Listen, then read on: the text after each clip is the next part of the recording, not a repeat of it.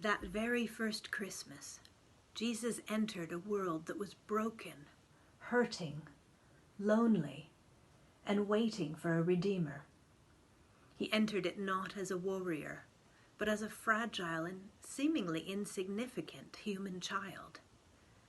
But in doing so, he brought the very presence of God himself into the world as Emmanuel.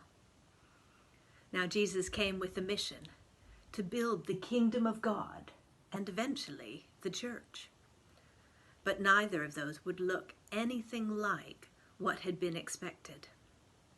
Jesus' coming was a new thing, but it was also a fulfillment of everything that had gone before: the law, the prophecies, the whole grand narrative from creation to this point in time. Jesus came to build, or rather rebuild, the kingdom of God on earth. Now we also face a world, especially this year, that is broken, longing, lonely, a church that is scattered. Our security, our usual way of doing and being have been disrupted, and our hopes and expectations for the past year have been challenged or even destroyed. But 2020 reminds us that from a place of unexpectedness, Jesus built the kingdom of God and the church.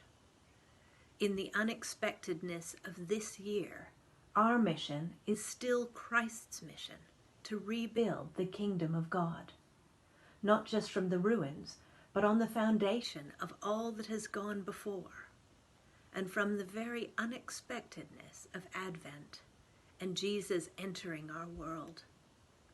Christ in the world, Christ in us, Emmanuel.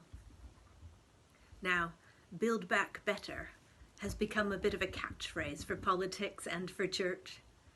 But as we build and rebuild our lives, the world, and the church, let our process of building be shaped by that first Christmas, by the unexpectedness of Christ and his mission, by all that he taught us about the kingdom of God, and most especially, let it be shaped by the presence of God in all that we do.